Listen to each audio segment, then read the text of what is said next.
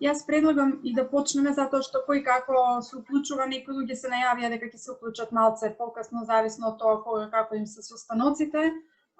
Нема потреба да чекаме. Официјално мислам дека можеме да го прогласиме настанот за отворен. Еве, освен со сликањево, да кажам исто така дека сите настани и се снимаат. Значи, тие потоа ќе бидат искористени, претпоставувам, за цели на организацијата и за самиот настан. Така што настанот се снима, чисто да бидете информирани. Како и вообичаено на сите Zoom настани, сите би било пожелно да бидеме мутирани, за да не се слушаат од шумови и звуци да сметаат. Доколку некој сака да се вклучи после некоја од излагањата, може слободно да крене раче, може да пише во чат и така натаму. Идејата е настанот, се договоривме, ќе нема PowerPoint презентации, целта е да направиме една дебата, не да предаваме професорски како на факултет или во средно училиште, така што се надевам дека ќе имаме една убава дебата во која што секој ќе може да се вклучи. Секако јас како администратор ќе следам кој сака да се вклучува и ќе ја менаџираме дебатата. Во секој случај, Инотех клуб, која што е невладина организација чија што мисија е да промовира иновации, наука и технологија, особено помеѓу младите луѓе во земјава, ја има честа и задоволството да официјално ја отвори глобалната недела на претприемништво во Република Северна Македонија. И верувам дека цела недела ќе имаме навистина многу интересни дебати, дискусии во насока на подигнување на претприемничката свест и духот кај младите и воопшто во земјава за стартување на собствен бизнис, и ќе се слушнат многу интересни информации. Пред да почнеме со нашиот дел, ќе ја поканам Симона Чаменска, која што е координатор на глобалната недела, да каже малку повеќе во врска со овој настан. Повели, Симона. Благодарам многу, Верица, за можноста да се обратам тука и секако што учествувате со Инотех иновативност во поддржување на нашите активности. Јас сум малку настината, се извинувам вака што ќе звучам. Пред себе сакала да напоменам дека глобалната недела на претприемништвото започнува во 2007 година, значи Македонија учествува многу одамна, што 2008 година, прво преку ЕС инкубаторот, од 2018 ја превземаме со Стартап Македонија со еден настан, за сега да стигнеме до 43 настани за само 2 години, што особено ме радува затоа што тоа значи дека се крива свест за релевантноста на ваквите иницијативи, а особено затоа што ваквите иницијативи всушност представуваат еден прозорец кон светот и ние имаме 5 минути кои што може да ги освоиме на светската сцена и да се представиме Македонија во најдобро светло, а особено затоа што се работи за екосистемот. Глобалната мрежа на претприемништвото се занимава со разни програми и иницијативи кои што се насочени кон поттикнување на претприемништвото. Например, освен глобалната недела ќе прават и светски World Entrepreneurship Summit, значи светски самит за претприемништво, Startup Huddle настани, има исто и асоциација за истражување и политики и така натаму. Значи целта на оваа мрежа во светски рамки е всушност да помогне за развивање на претприемништвото и да воспостави конекции онаму каде што не постојат по редовен пат, владин пат или академски или друг начин. Исто што би сакала да напоменаме дека секоја година се бираат глобални теми на кои што се работи. Во овој случај иновативност се одлучи за една од темите, која што е всушност стекнување на претприемачки вештини во рамки на формалното и неформалното образование, кои што се потоа релевантни за градење на кариера. Другите теми кои што ќе бидат опфатени во рамки на неделата во Македонија се соработка на институциите во екосистемот за помош на претприемачите да ги скалираат своите бизниси, инклузивно претприемништво со посебен таргет на претприемништво на млади и женско претприемништво. Тука ќе има неколку настани од таа област и секако квалитетно креирање на политики, каде што настан ќе прави Стартап Македонија денес подоцна. Ве поканувам да дојдете на тој настан, ќе почне од 19 часот. И исто така би сакала да се заблагодарам уште еднаш на Верица за сета соработка која што имаме воспоставено до сега, особено затоа што го поддржува екосистемот со покривање на медиумите. Ви благодарам и посакувам успешна недела, успешен старт и добра дебата денес. Благодарам многу, Симона. Ти спомена пред 2 години, јас исто така го модерирав отворањето на Global Entrepreneurship Week во Македонија, кога за жал, реалноста беше таква што тогаш беше еден настан. Меѓутоа, за 2 години да дојдеме во ситуација да имаме во рок од една недела толку голем интерес од различни субјекти во екосистемот да организираат настани, сметам дека е голем успех и за вас како организатори на сето ова и за Стартап Македонија, воопшто на целата заедница, која што навистина во последниве години прави надчовечки напори, јас би рекла, за да се подобри таа ситуација од различни аспекти, и од аспект на финансирање, организирање, поддршка на стартапи и така натаму. Иновативност секако тука е отворен за сите можни промоции кои што се неопходни, но годинава, односно минатата година, увидовме дека на што е тоа што фали на некој начин и од неколку студиски патувања и така натаму, дека за да може да се развива стартап заедницата, неопходно е да имаме луѓе со вештини, што значи дека нас бадилала би ни биле и сите инструменти кои што би стоеле на располагање, доколку го немаме човечкиот потенцијал кој што истите ќе ги развива. И од тука произлезе практично Инотех клуб како иницијатива која што уште во пораната возраст од средношколците и од студентите ќе ги поттикнува да развиваат вештини и знаења, нормално, меѓутоа и вештини да развиваат сопствен бизнис и да влегуваат во оваа така наречена стартап сцена или предприемачка сцена која што ќе нуди можност за подобар развој на нивна кариера.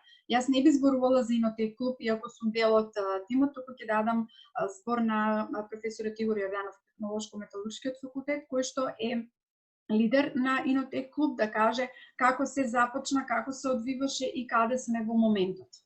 Повели Игор. Благодарам, Верица. Овој момент дека требаат луѓе со вештини, односно со одредени знаења, особено во техничките науки, е одамна, не е од сега, и не е само потребна за стартап заедницата, туку е потребна за цела држава, односно за цела економија, затоа што ситуацијата во моментот не е многу розева. Иницијативата почна од таму што како група од луѓе, јас, Верица, професорот Зоран Марков и Љубица Ангелкова, бидејќи ние сме алумнисти на владата на Америка, сме биле на одредени програми, на Fulbright и на Professional Development Year, аплициравме на еден проект кој што е исто финансиран од владата на Соединетите Американски држави, и во таа година имаше неколку категории, една од категориите беше Advanced Science, Technology and Innovation. И прво јас кога го видов повикот, реков супер, ќе ни дадат пари за истражување, ние професорите веднаш се лепиме на тоа, меѓутоа ни кажаа нема пари за тоа, туку има пари за зголемување на свесноста во оваа област. И одеднаш се реков добро, тоа е исто многу голем проблем кој што фали во Република Македонија, односно младите се помалку во последните, можам да кажам, во последната декада се помалку се запишуваат на овие факултети како што се технолошко-металуршкиот, машинскиот, електротехничкиот, освен на финки кои што нели во моментот и еден куп луѓе се запишуваат таму. И се организиравме, односно го аплициравме проектот и во него решивме дека како ќе зголемиме свесноста кај младите, односно главна идеја на проектот беше да се зголеми свесноста кај младите да студираат, како би рекле, Advanced Science, Technology and Innovation. Ова не го преведуваме, туку го кажуваме оригинално. И овој проект е еден од 6 проекти на светско ниво таа година финансиран, односно ланската година. Само 6 во оваа категорија беа финансирани од владата на Соединетите Американски држави. Од каде исто доаѓа потребата во нашата индустрија, не само во домашните компании, туку и во странските кои што дојдоа последните неколку години, кога дојдоа првите инвестиции, се случи да веднаш ги соберат сите инженерски кадри, особено од овие области, од машинство, електротехнологија, ги соберат и ги вработат и одеднаш снема кадар, зборуваме за другата индустрија. И ние решивме дека мораме да ги анимираме младите, мораме да ги запознаеме дека не треба да градат кариера само надвор, не треба да избегаат од државата, туку можат и тука да ја градат својата кариера. Уште повеќе што имаше неколку податоци кои што одеа во наш прилог, ама се негативни податоци. Во 92 година, кога ние сме се осамостоиле, индустријата учествувала со некои 32% во бруто домашниот производ, а веќе во 2015 или 16 само со 5-16. Значи, нашата индустрија која што треба да биде двигател на економијата, полека опаѓала во сите овие години.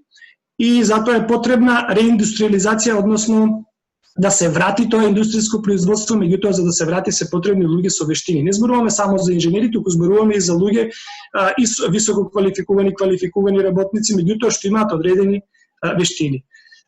Исто така, во 2018 година Советот на странски инвеститори во Белата книга исто ги нотирал двата проблеми: миграција на работоспособното население и недостиг на луѓе со вештини.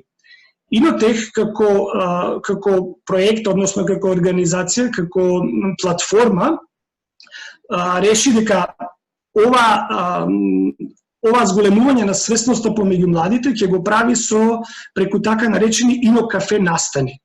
И на овие ино-кафе настани ние планиравме 7 или 8 и веќе сите ги реализиравме, од остави последниот во Скопје, кој што од оправдани причини заради короната не успеавме да го организираме. Организиравме во Скопје, 2 во Тетово, Битола, Прилеп, односно Битола, Велес и Штип. И морам да кажам дека на овие настани ние наидовме на огромен интерес, не само од младите, туку и од бизнис заедницата, од стартап сцената, од предприемачите млади и така натаму.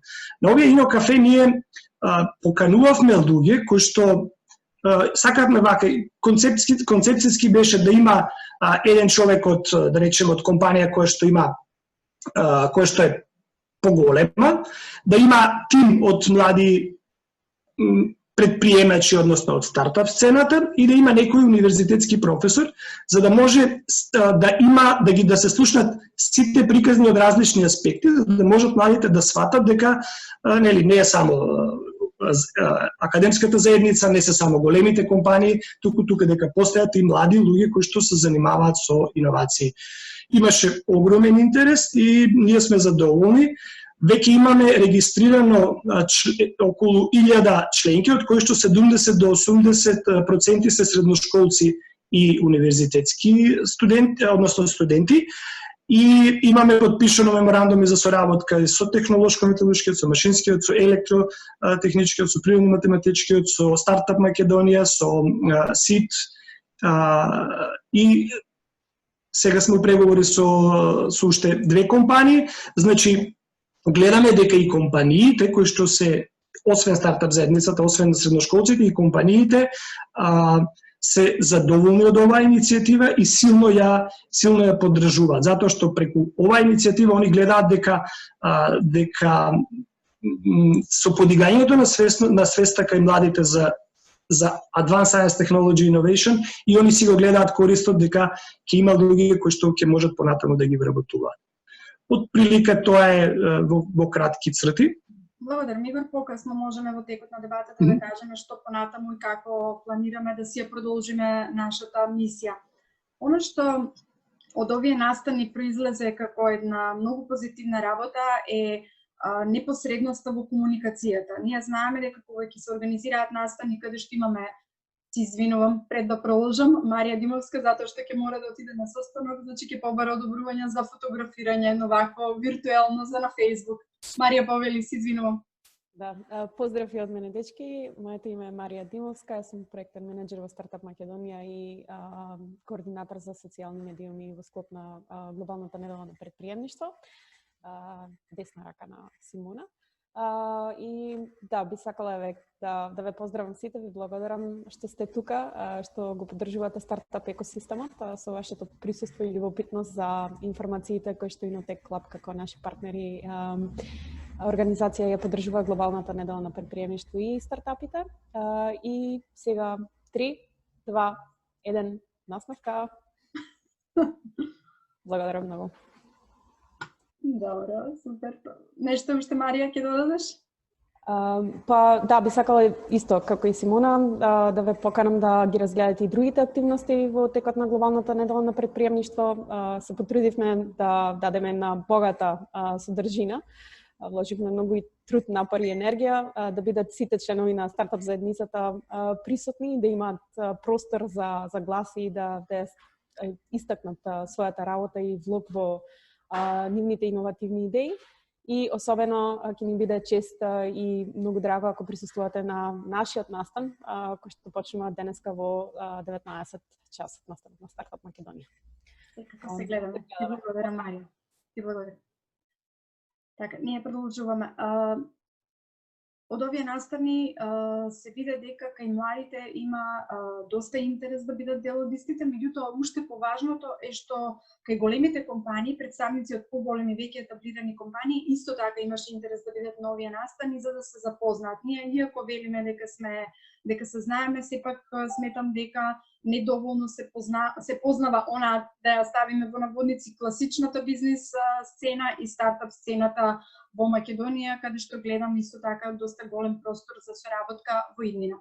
На еден од овие настани кој што беше во Скопје на самиот старт на локдаунот на Македонија на 10 март оваа година, имавме еден тим од млади студенти, дел од нив беше и Мартин Стасовски, кој што е денеска овде со нас, кој што е млад човек, иноватор, млад предприемач, кој што сега, што току неодамна формираше свој стартап.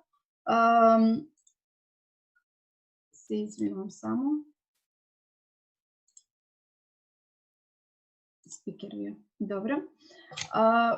Кој што на тој настан ни представија еден многу интересен проект за Протецка рака, за тоа сега нема да зборуваме, меѓутоа ќе зборуваме за тоа како студент од технички факултет, во случајот од машинскиот факултет, какви можности има и каква мотивација има воопшто да навлезе во светот на иновациите и на технологијата, а сега веќе и во водите на предприемништвото. Мартин, ако може да ни го споделиш твоето искуство и што беше тој тригер кој што практично те донесе денеска таму каде што си. Повели. Да, здраво на сите. Овака, значи, патот на кој што кренат наваму, голем удел имаше факултетот и општеството, таму колку професорите, толку и колегите. Уште од втора година кога почнеме на машинскиот факултет за предметите, значи голем да се бара физички да се изработува нешто, концептите да се покажуваат и да се доловува тоа што е односно представено на хартија. Од таму веќе во трета година ми се покажаа шанси да учествувам и надвор од факултетските проекти, кои реално посакуваат да се посвети големо време, внимание, се односи одговорности. Созревавме, бидејќи за се што ќе требаше да направиме го немавме научено, бидејќи моравме да учиме, да правиме грешки, да пробуваме, дека да го добиеме тоа што го сакаме. Како се одвивавме, како растевме на така, повеќе се променило во тоа, како се беше поинтересно и како повеќе прилики ми се јавува, бидејќи веќе бев вмешан во такво општество, со такви луѓе комуницирам. Се повеќе соработки се остваруваа, самодовербата така исто ми раснеше. Од кога дипломирав, во однос на тоа што беше представено или дали да поставам своја фирма, како повеќе поинтересно и по-голем предизвик ми се гледаше шансата да отворам своја фирма. Исто тука беше и луксузот да можам да појдам по тој пат, како бидејќи голема пречка се нели средствата кај стартапите. Тука сега кај нас во Македонија како се поголеми групации, акселератори се отвараат, исто така фондот за иновации, голем удел допринесува кај младите нели да им дава шанса со помали ризици, што повеќе ги охрабрува да влезат, да појдат по тој пат. Бидејќи реално тоа е една од најголемите пречки нели при основање на фирма се средствата. Во техничките факултети мислам дека сосема се супер, значи се повеќе лица мислам дека би требало да студираат таму и не само на техничките факултети, туку и техничките смерови, бидејќи секогаш не знам зашто се отворува некоја гледка кон повеќе менаџерските кадри, меѓутоа стварно напредок и созревање во техничките науки, иновациите. Мартин, што до сега се покажа, да речеме, како најголема пречка, ако може така да се каже, или најголемо ограничување во фазата на созревање на студентите од техничките факултети и одење по тој пат? Што им е она што, да речеме, ги враќа назад од можеби идејата да влезат во некој од проектите? Мислам дека највеќе е она кој што е нормално, границите и стандардите докај се поставени, бидејќи како што се менуваше, бидејќи на Машинскиот факултет додека студирав, голема промена и поставување на стандардите, бидејќи да речеме да се доведе што е нормално во условите, бидејќи имаше као доказ за она 1 милија, мислам дека за 4 минути, кога било докажано не може да се, докторите тврдели дека не можело да се истрча, мислам дека побрзо 4 минути. Меѓутоа кога веќе еден човек го поставил тоа, потоа као денеска тоа као воопшто као дури студенти го трчаат, као стандардот е скршен и веќе се понапред се бутка. Тоа мислам дека и кај студентите као чим ќе видат дека некој нешто направил, многу и позади се охрабруваат да почнуваат, кога стандардите се веќе поставени и ги гуркаат напред. Тоа мислам дека во општеството као се виде барем кај нас на факултетот. Како некој ќе направеше нешто, веќе тој гледа дека тоа е нешто направено, оди на нешто подобро и границите се така растеа повеќе. Така, уште нешто во овој дел ќе те прашам. Ова што го кажуваш за кршењето на ледот, мислам дека студентите и тимовите од Машинскиот факултет навистина покажаа доста еден чекор напред, меѓутоа дали и на кој начин, дали сметаш дека е доволна соработката на студентите на кампусот на техничкиот, заради тоа што знаеме дека сега кога се прават одредени проекти, тие вклучуваат и елементи од машинство, електроника, IT, па доколку станува збор за некаков тип на производство во специфична индустрија би бил потребен и технолог и така натаму. Знаеме дека и во светот најдобрите тимови или најдобрите стартапи се тие кои што се мешани и интердисциплинарни. Како може да се поттикне таа соработка на техничкиот кампус според тебе? Вака, сега од мој искуство што имам гледано и јас лично што имам усетено, кај нас на факултетот што се основаше Project Hub, тоа е како факултетот ги покрива сите трошоци, да речеме, и доделува ментор на групата која се развива проект. Сега добра работа е што на факултетот во студентските денови кога се почне да се работи, на големо располагање има како стручен кадар кој за ништо не ти наплаќа да ти помогне да при решавање на проблемите, што се професорите таму. Исто сосема друг пристап е и фирмите дека си студент, како сите се охрабруваат и кога дека нешто се прави, тие се понудуваат помош и стручност нели при решавање на проблеми. Мислам дека голем дел се тука стручните кадри, нели професорите по факултетите, и барем во моје искуство сите имат желба и намера да помогнат. Нешто да се надогради, да се усоврши. Исто така големо влијание се нели генерацијата, колегите. Чисто како во однос на фирмите, тие најчесто нели одат преку организации и учества, дали денес како што зборуваме, се дефинитивно мислам дека се повеќе расне комуникацијата и поврзаноста помеѓу фирмите и се уште од студентите. Тука студентите нели добиваат подобра поддршка и самодоверба, а фирмите по завиднина добиваат постручен кадар, кој има возможност да расне во идејата. Те благодарам за сега. Кога веќе зборуваме за техничките факултети и она што самите факултети го даваат како поддршка на младите за да влезат во светот на технологијата, иновациите, науката и стартап сцената. Значи сега би го повикала професорот Зоран Марков, кој што е професор на Машинскиот факултет при УКИМ во Скопје, а воедно е и дел од Инотех клуб. Меѓутоа, повеќе би го прашала од аспект на професор на технички факултет, каква е состојбата со студентите, колку професорите се мотивирани од своја страна да им помогнат на студентите и да ги охрабрат во насочување во однос на нивниот кариерен развој и што може да се подобри во иднина, професоре? Благодарам, Верица. Значи, ние со задоволство веќе заедно работиме неколку година дена и повеќе можеби на Инотек клуб проектот, во кој што сите овие наши идеи кои што ги имаме, да ги оспособиме, односно да ја зголемиме работливоста на завршените студенти, односно инженери, се обидуваме и практично да имплементираме. И јас на факултетот на кој што сум вработен веќе 22 години, мислам дека никогаш како сега не бил даден импулс на соработка на студентите прво помеѓу себе, а потоа и со индустријата. Мислам дека соработката со професорите била неспорна и од почеток, но би рекол дека таа соработка е секогаш подобро мотивирана, повеќе мотивирана од страна на студентите кога иницијативата доаѓа од нивна страна. Инаку Машинскиот факултет и формално има предвидена практична работа за студентите на секоја летна пауза во првите години, а во завршната година има и предмети, проекти, пракса, низ кои што фактички се очекува да студентите прво во спак речем во соработка помеѓу себе во тимови, но и во соработка со професорите и со индустријата завршат некаков заокружен проект со кој што тие всушност би биле чекор поблиску кога утре ќе дојдат да бараат, односно да бараат работа, односно да имаат работно место.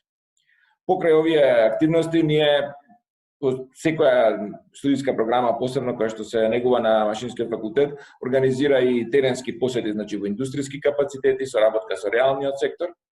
Но, да напоменам, мислам дека иницијативноста, односно во случајов, еве и така и неделата насловена предприемчивоста на студентите е клучен мотив, бидејќи ние колку и да сакаме, колку и да даваме ни домашни задачи, нема да биде тоа целосно успешно доколку студентите не го направат оној чекор кој што е потребен за да се изградат во конечната форма на инженер за кој што се очекува од нив да ја имаат.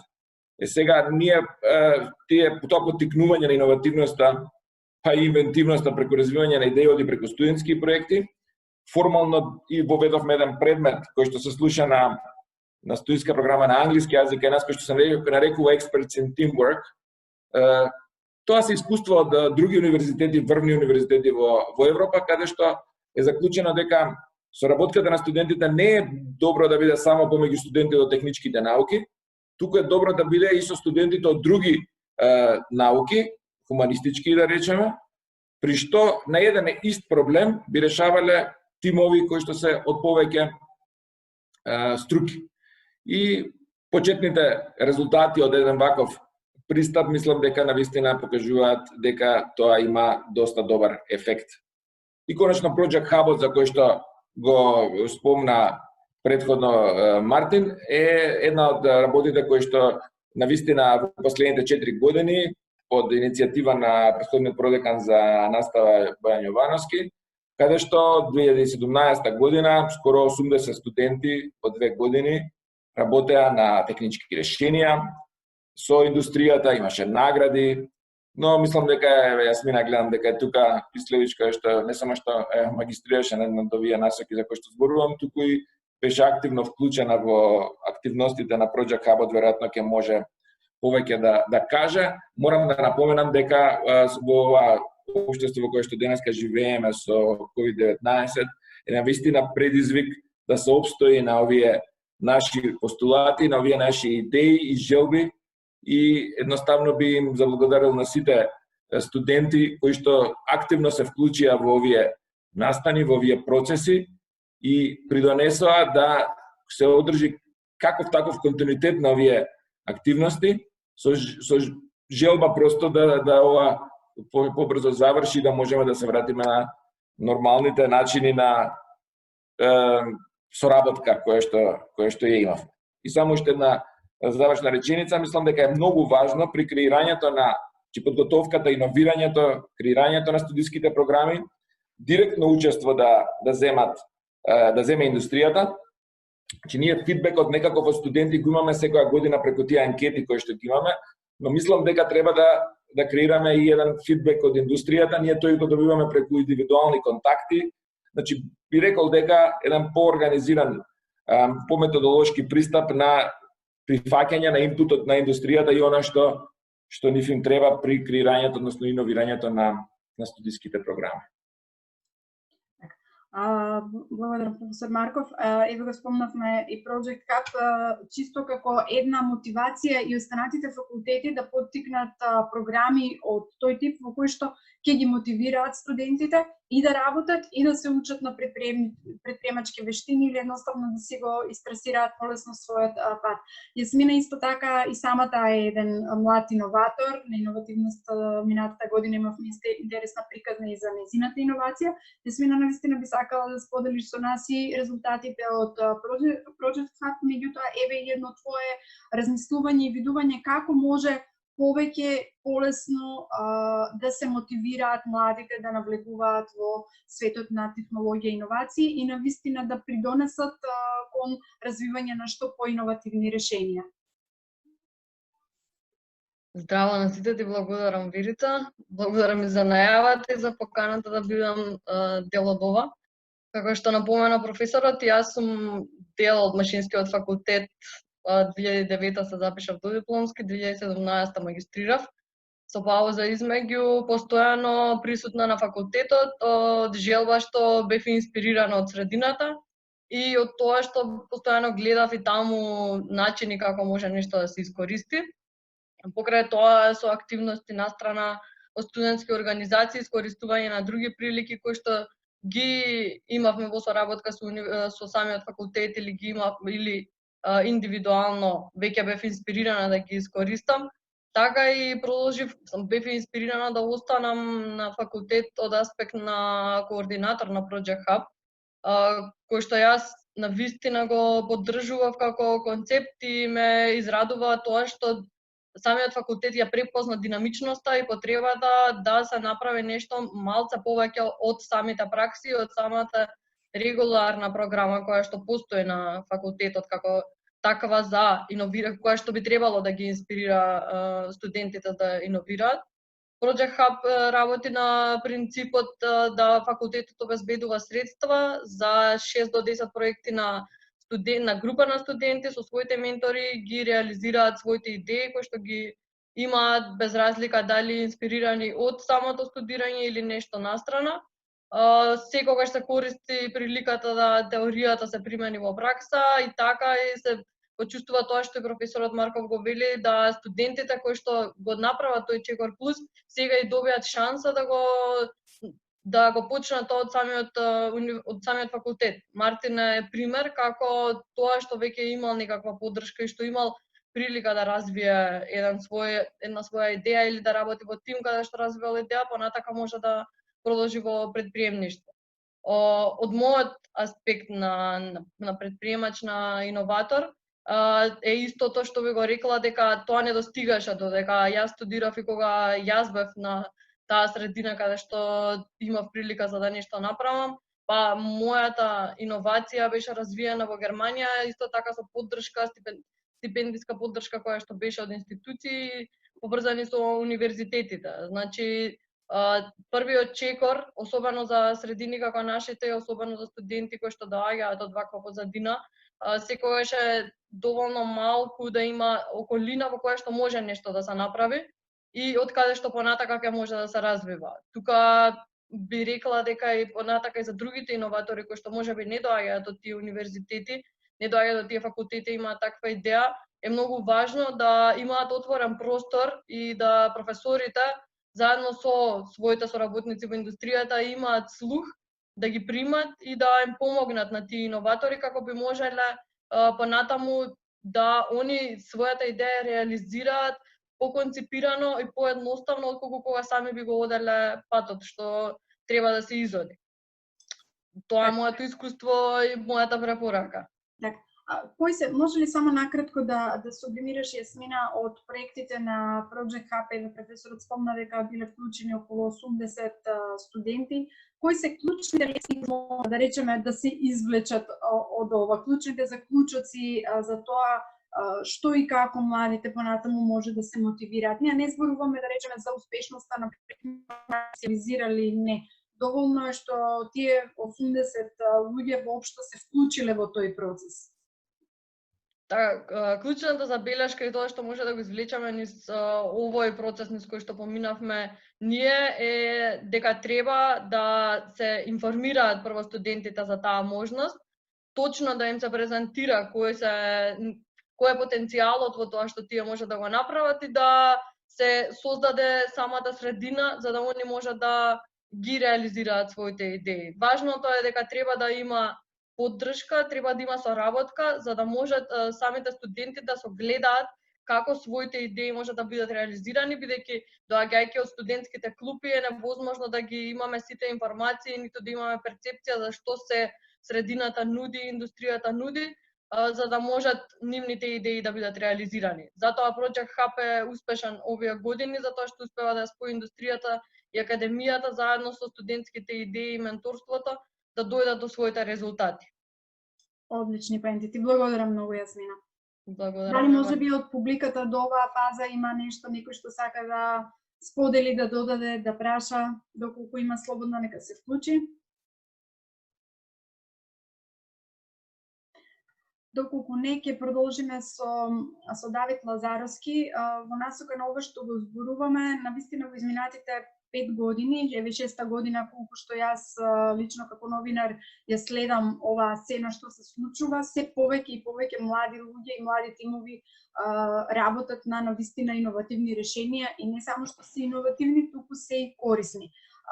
Една од тие приказни, успешни, јас би рекла, е приказната на тимот на Давид Лазаровски и неговите соученици, млади луѓе од тимот, од кои што некои се уште се и средношколци, кои што неодамна конструираа, направија паметна инвалидска количка, која што сега ја развиваат и усовршуваат со уште нови и нови функционалности. Меѓутоа, за деталите ќе ви каже Давид и за искуството, како почнало се, кои биле пречките и проблемите и како и каде се гледаат понатаму. Давид? Се слушаме? Да. Значи, Давид е студент на Финки. Така? Да. Пред се ми е огромна чест и задоволство, затоа што пред ова е успешна сцена што е на Зумот, имам прилика да се представам себе си нашиот тим. Чест ми е затоа што сум пред се студент кој што има само 20 години, имам доста искуство и постигнати резултати во моето минато. Денес не би говорил за мене, доколку ќе говорам за моите резултати, бидејќи ќе останат резултатите да говорат толку гласно што луѓето нема да ме слушаат што зборувам. Како студент во 3-та година можам да споделам голем број искуства со вас, бидејќи искуствата со науката, со технологијата, над преварите, ја започнав од мојата 10-годишна возраст, кога бев веќе 5 одделение. И од тогаш се до денес бев 9 пати државен првак во програмирање и математика, бев 2 пати европски првак во иновации и на светската, да речем, конкурентска сцена настапив на надпревар во роботика, каде што го освоив и 3-то место. И чест ми е за тоа што пред се изградив креативен, успешен и амбициозен тим, кој што тим заедно од пред една година се движи и твори. Најпоследната иновација која што имаме креирано, тоа е токму паметната инвалидска количка, која што инвалидска количка им помага на лицата со физичка попреченост, кои што не може да ги движат и ги контролираат своите екстремитети. Она што сакам да укажам до сите млади, до сите предприемачи, сите идни бизнисмени е дека секој предприемач е според мен успешен иноватор. Затоа што во општеството за еден човек да биде предприемач треба да ги знае трите карактеристики на таа област, а тоа е во општеството да најдат проблем и да го решат. Другиот дел е да најдат потреба да ја понудат, а третиот е да створат проблем и тие да го понудат самото решение. Но во третото не ви препорачам да играат, затоа што е малку ризично. Ние го избравме првото, најдовме проблем и го решивме со тоа што паметната инвалидска количка луѓето може да ја управуваат со помош на поглед. Бидејќи нивните екстремитети се невозможни да движат количката, ние им измисливме паметни очила кои што ги поставуваат на нивната глава и со помош на веб камера тие константно во зависност од погледот каде што гледаат. Например, ако лицето со физичка попреченост гледа право, инвалидската количка се движи право. Ако гледа лево, количката се движи во лево. И сето тоа го направивме само со една цел, да задоволиме онаа потреба и проблем во општеството, бидејќи видовме дека има проблем, а ние понудивме решение. Ова ми е 72-та иновација која што ја имам изработена во моето досегашно искуство. Работев на многу проекти, имам иновирано и многу машини кои што сите се прототипи и алгоритми. И до сите студенти, до сите млади, до сите оние кои што се амбициозни сакаат да успеат во нивниот живот, без разлика во кој поле тоа да се одвива, сакам да ми препорачам дека не постои проблем. Во нивниот речник грешно го изразуваат нештото. Тоа всушност претставува пречка која што луѓето мора да ја поминат за да стасат до патот до успех или да ја постигнат својата цел. Од вас зависи дали камењата на патот ќе гледате како препрека или ќе се граите патеката за да се движите. Искуството мое го споделувам и со другите студенти кои што ми се колеги од поголемите и помалите генерации, бидејќи она изрека што старите мудрици рекле знаење сила, знаење е мојк, не функционира повеќе таа. Туку применетото знаење и применетото мојк и применетото знаење вешти, тоа е мојкото што денес го движи светот, бидејќи факултетот ако само го учите како да стекнете знаење, нема да ви носи никаква корист доколку не го примените нештото. Епа ние преминавме во акција своето знаење да го примениме во практични примери и да дозволиме нашите резултати да зборуваат за нас. Давид, ова што го кажуваш е вистина, но упорност само нема да може да ни помогне доколку на пазарот, односно доколку не се створеа одредени услови во смисла на програми кои што ги поддржуваат младите. Во изминатите години тие програми на вистина се зголемија. Мислам дека ова инвалидската количка ви е финансирана или ви е проект од која програма и колку во моментот сметате дека има доволно програми на кои што може да аплицирате како тим за да добиете и менторска, и финансиска, и секоја друга поддршка во насока на тоа дека иновацијата нема да остане само на хартија. Така? Така е. Па ние кога го започнавме самиот проект, генерално во нашата држава има премногу можности за луѓето да добијат финансиска и менторска поддршка. Тоа се само изговори кои што кажуваат луѓето нема поддршка, нема финанси, нема пари. Верувајте, од лично искуство, само како студент од 20 години, досега имав многу прилики, и јас и тимот, да имаме финансиска и менторска поддршка. Константно, и тоа бесплатно. Имаше 9 надправени на кои што решивме да се пријавиме, али се одлучивме за еден, тоа беше Generation Unlimited 2020 година, и го организира стартап, Смартап, и што се случува таму? Таму луѓето, студентите, младите кои што креираат иновации и проекти ги демонстрираат пред публика. И луѓето гласаат, добивме финансиска и менторска поддршка да го развиваме тој проект прототип до она фаза каде што ќе може да пласираме како успешен производ.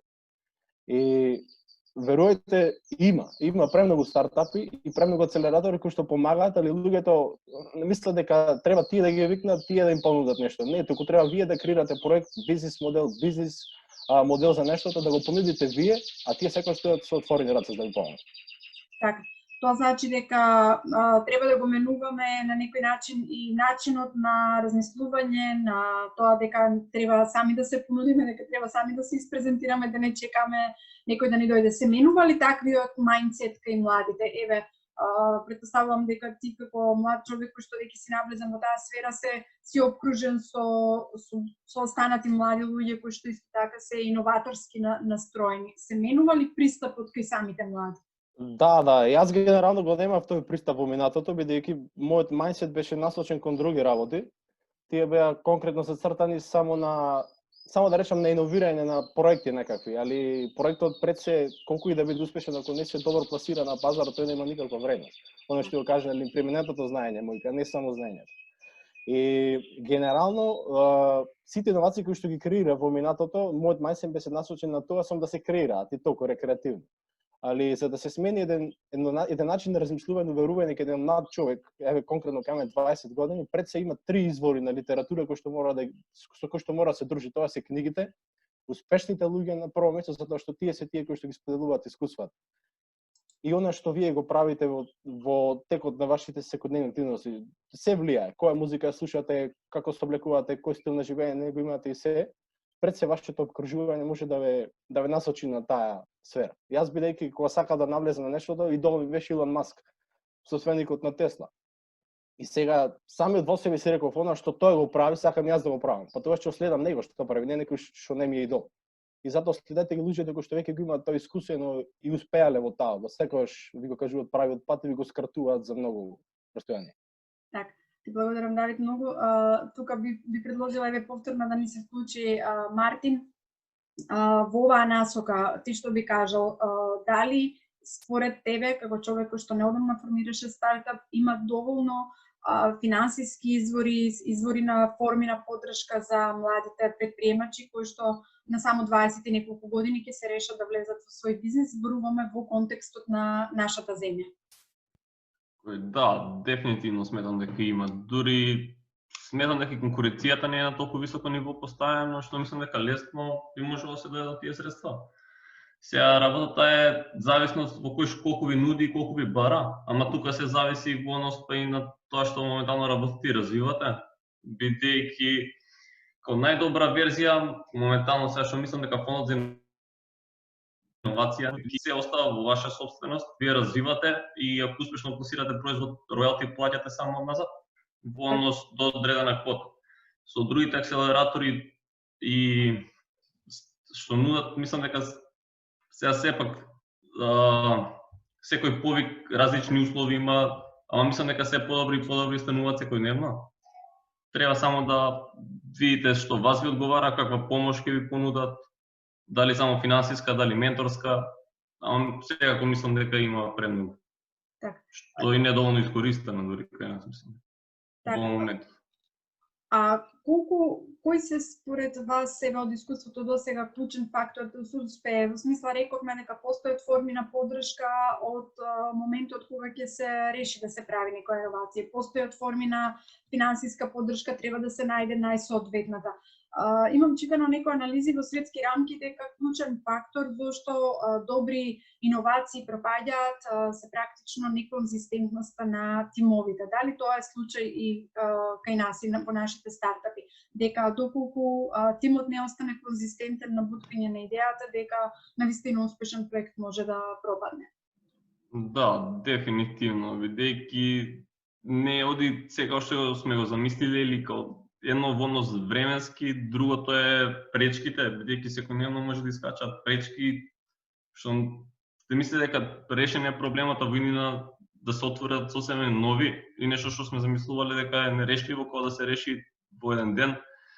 Тука треба малку упорност, сега и на толеранцијата на неуспех, бидејќи не денови, туку има месеци каде што мисли дека нема напаток да се направи, малку убива тоа на психа. Сега треба тоа што го имате на почеток, нели, зацртано малку упорни и наетли и да се стигне до целта. Меѓутоа, мислам дека не би требало нешто. Секако не малци со локација кај што се наоѓаме, нели имаме пречки, бидејќи проблеми со недоволна развиеност.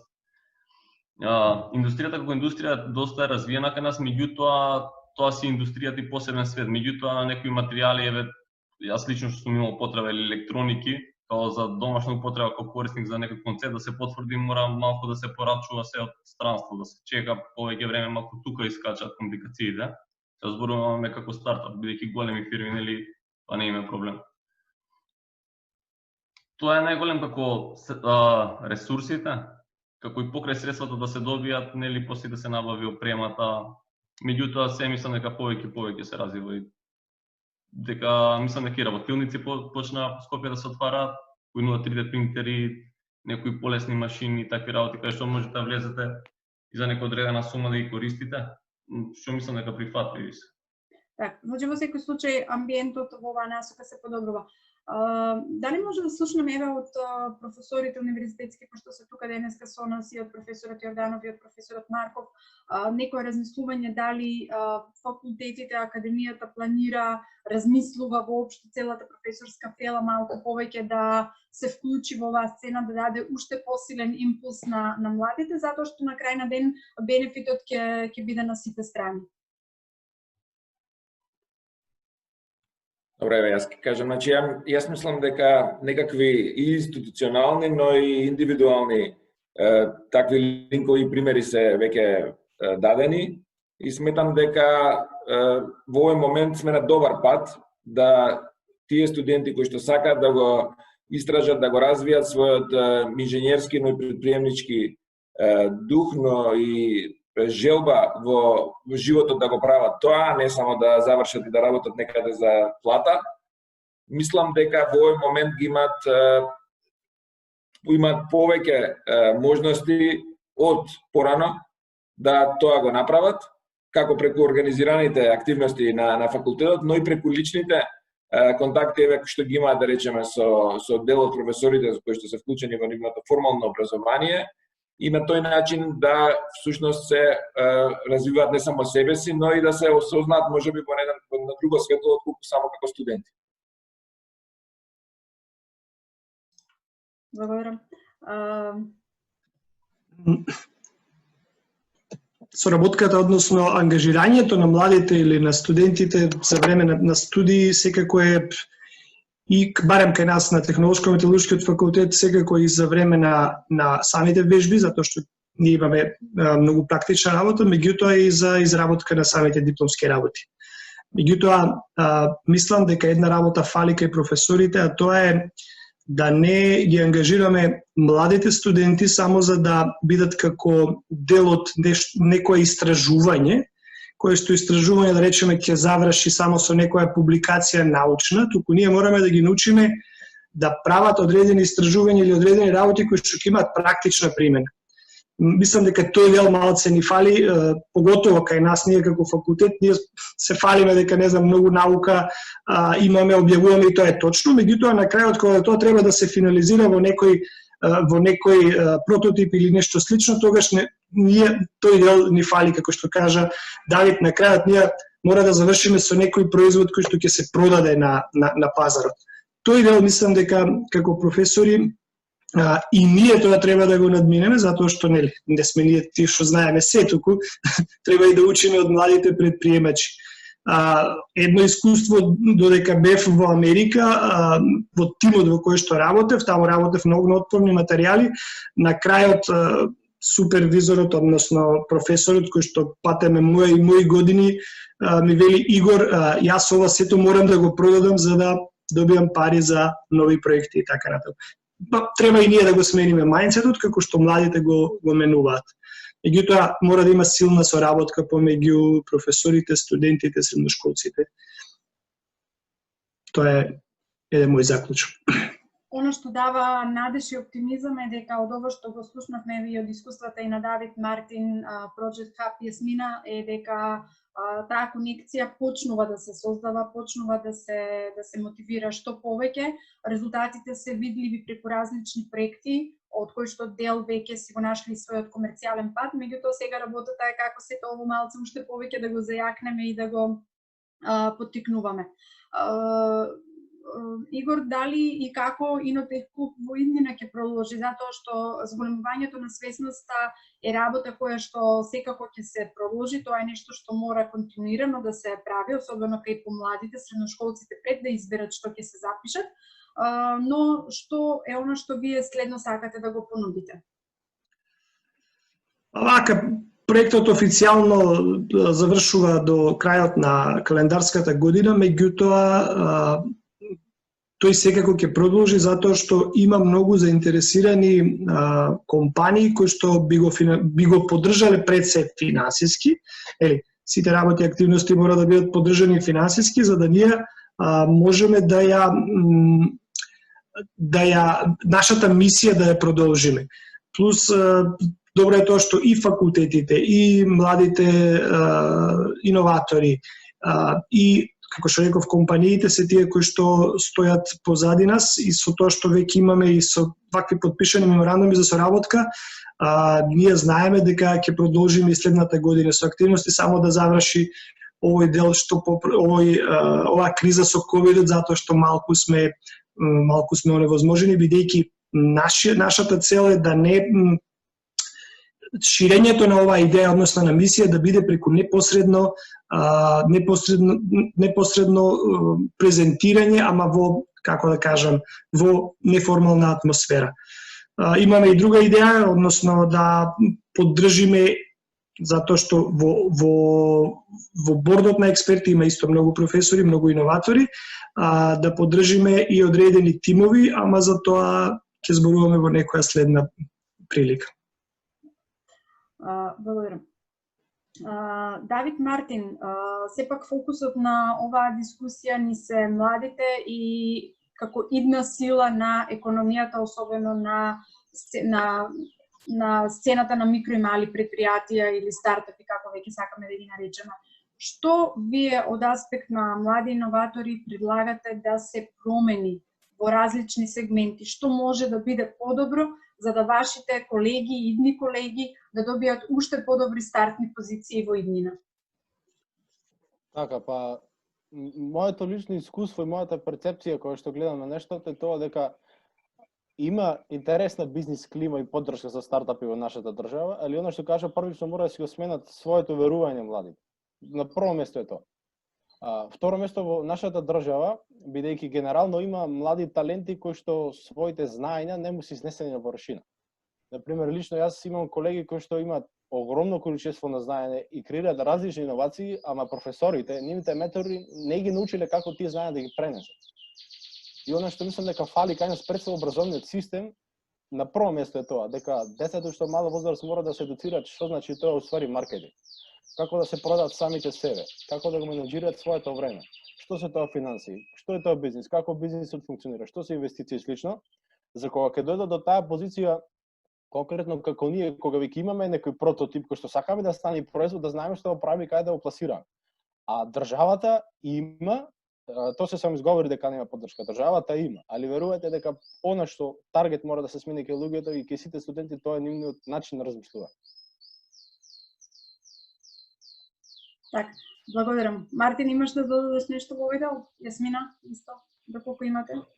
Од моја страна ништо. Стварно мислам дека образовниот систем треба да се подобри, ама не од факултетот, него тоа пред факултетот што следи. Веќе ја лично си имам многу смејат од дека студирав. И не мора да е се нели кон бизнис и кон парите ориентирано, меѓутоа дефинитивно нашето општество мислам дека многу имаме да учиме и да се развиваме. Кај младите највеќе. Тоа е моја страна. Така, лично ти каде се гледаш? Се гледаш во странство, се гледаш во некоја компанија или го гледаш твојот стартап за неколку години да биде можеби првиот македонски юникорн? Не, моментално сега сум целосно насочен кон стартапот и тоа е тоа. Така, може да споделиш со нас што развиваш, што ќе се прави во рамките на тој стартап? Моментално не би расширило, се надеваме дека би стигнале до производ можеби март. Така? Така, да, не ми навлегува највеќе, сакам прво да сработиме, па ќе зборуваме за тоа што сработиме, вака да не предвремено. Значи Нейно кафе во март следната година ќе го промовираме производот. Се надеваме, да. Прототип. Би сакал да се надополнам со уште нешто. Вака, генерално, младите во нашата држава, жалам што е тоа така, бидејќи 30% од моите пријатели другари се заминати еве во Германија, затоа што работат таму за плата. И младите предприемачи, иноватори и успешни студенти од нашата држава мислат дека нивната иднина е таму. Генерално, како предприемачи, како луѓе кои што утре ќе креираме стартап, него сваќаат главниот фокус луѓето дека клиентите кои што ние треба да ги купиме во македонска фирма можат да бидат од странство. Тие одат во Германија, отворат фирма во Германија за да работат со германци. Па ја мислам дека начинот на размислување е сосема погрешен со тоа што отворете ја компанијата во Македонија, па пласирајте се на пазар во Германија. И луѓето генерално, бидејќи своите проблеми често ги стават под тепих, и земнуваат во Германија да работат за повисока плата, мислат дека тоа ќе го реши проблемот. Али ја викам дека Германија тука кај нас, не е во Германија локација. И јас ако сакам да види Германија и Швајцарија, ќе види тоа ја што сакам, а не системот и економијата кој што нудат другите држави. Па, ние имаме искуство со доста стартапи и доста решенија кои што си го нашле својот пат до големите пазари и навистина во денешниот глобален свет, токму и глобалната недела на претприемништво која што паралелно се одржува во 170 држави широм светот, го промовира токму ова, а тоа е дека светот во денешно време со дигитализацијата, па и ковидот покажа всушност дека иако спречени физички да патуваме и физички да се среќаваме, бизнисот не треба, не смее, па и не мора да трпи заради тоа што навистина имаме на располагање многу алатки кои што сето тоа не го овозможуваат. Дали имаме некој од публиката кој што би сакал да земе збор? Имаме 30 на учесници, претпоставувам дека заинтересирани за темата за која што зборуваме, па би сакала еве да повикам некој да се вклучи. Игор Петровски е колега, новинар од Капитал. Повели, Игор. Здраво на сите. Сакам прво да го прашам Давид. До која фаза конкретно е дојден развојот на оваа инвалидска количка? Значи, колку сте близу до финална комерцијализација? Имате ли веќе некакви прелиминарни договори со компании што тоа ќе го произведуваат, со некакви здравствени организации кои што би биле нели клиенти, со приватни, јавни, не знам се какви, значи институции кои што би биле заинтересирани, да речеме, за овој производ? Тоа ми е прашањето.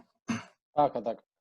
Генерално, бидејќи со иновацијата започнавме 2019 година пресна, моментално состојбата е на прототип. Имаме прототип од паметна инвалидска количка кој што го усовршуваме. Што значи да го усовршуваме? Го прецизираме алгоритмот со кој што се следи самиот ирис на окото и конкретно тој прототип успешно и макотрпно работим да стане еден успешен производ. Али на македонскиот пазар ние се пробивавме со прототипот, затоа што луѓето пред се мора да знаат дека некои амбициозни млади прават прототип кој што сака да стане производ.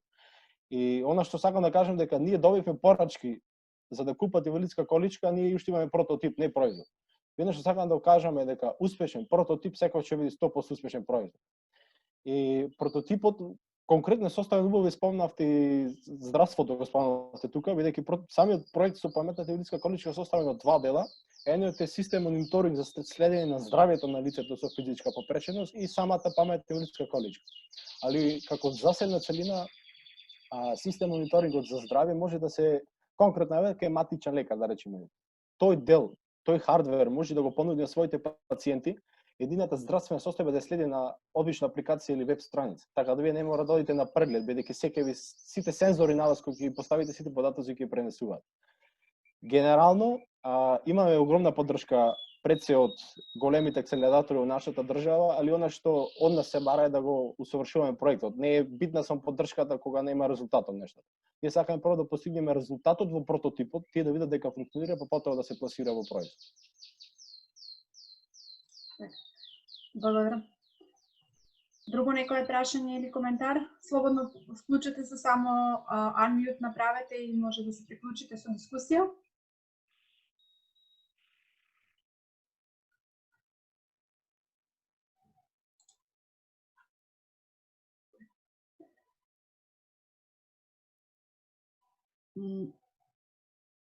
Доколку нема никој, тогаш јас би преминала и кон некои завршни поенти. Навистина се кажа многу убави поенти, а тоа е дека кај младите навистина се менува пристапот, дефинитивно се менува и кај професорите, се појавуваат нови иницијативи, од кои што една е Инотех клуб, во насока на тоа што повеќе да се зборува за важноста од студирање технички науки, усвојување технички вештини, усвојување иновативни вештини, следење на се она што се случува на пазарот, на стартап сцената и на иновативната сцена во нашата земја, за да можете работите на некој начин да се придвижуваат.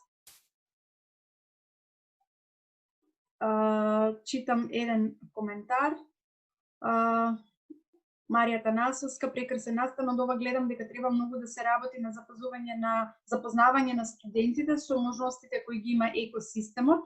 Ова треба да го знае и академскиот свет, но особено е важно да се работи на бизнис модели и концепти, да се вклучат и економски и правен факултет со своји инпути, да се олеснат и средината и сваќањето како функционира системот. Секако тоа се цели кон кој што сите ние треба да се стремиме во овој екосистем. Како што спомнав, иновативност како портал кој што ги поддржува и ги промовира сите овие проекти е вклучен во тој екосистем во кој што се наоѓаат и различни субјекти кои што поддржуваат иновации, стартапи и навистина сметам дека со сето ова што го работиме, навистина придонесуваме кон зголемување на свесноста за целата ова работа во која што секако сме сите ние.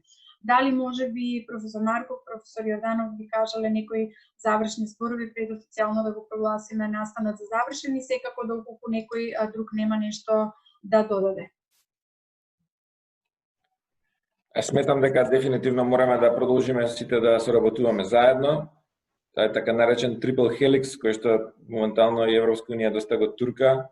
на соработка помеѓу сите чинители во општеството, но мораме и ние да се развиваме како личности, бидејќи знаеме дека академската заедница и универзитетите се најбавно променливите категории во општеството.